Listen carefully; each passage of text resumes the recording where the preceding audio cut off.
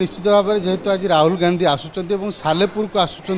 विशेष करके आज प्रथमे सत्यभामापुर को आसवे मधुबाबूर जो जन्मपीठ रही से ही जन्मपीठ को आसवे और मधुबाबूर प्रतिमूर्ति में पुष्पमाल्य अर्पण करने यू ही गोटे प्रकार जदि आम कह ओडिशा प्रचार अभियान आरंभ करेंगे एवं विशेषकर आप जानते जेहेतु वर्तमान आग को निर्वाचन आसूची से ताकू दृष्टि रखी से आसुचंती एवं आज जेहेतु सत्यभामापुर आसी पहुँचे और जहाँ कहती सकाळु सकाळु सत्यभामापुर जो रही मधुबाबू जन्मपीठ मधुबाबू जन्मपीठ जेहेतु आज 176तम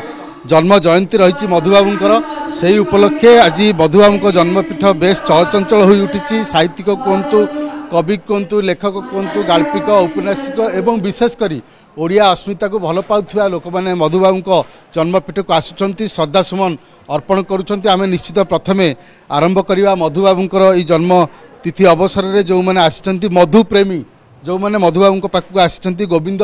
भूया रही आम सहित आदर्श नीति कार्यक्रम धारा अनुप्राणित हवा आज हूँ प्रति श्रेष्ठ श्रद्धांजलि। आज राहुल गांधी आसुचंती एवं विशेष करके आप देखिए प्रथम यू प्रचार अभियान आरंभ करेंगे और सत्यभामापुर मधुबाबूर जो अस्मिता कथा आप कहते मधुबाबूर जन्मस्थान में मधुबाबू को माल्यार्पण कलापर आरंभ करेंगे। राहुल जी का जो कार्यक्रम को मुझे स्वागत करुच्ची अभिनंदन जनाऊँगी सी निर्वाचन 2024 निर्वाचन परिप्रेक्षी मधुबाबू जन्मपीठ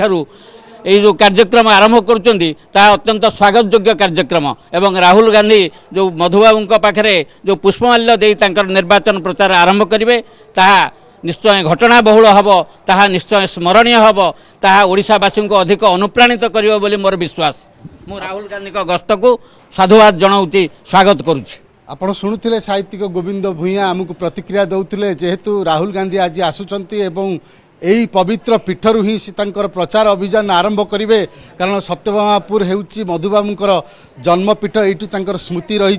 से स्मृति की साउंटापी समस्ते आसुचंती आज श्रद्धा सुमन अर्पण करने।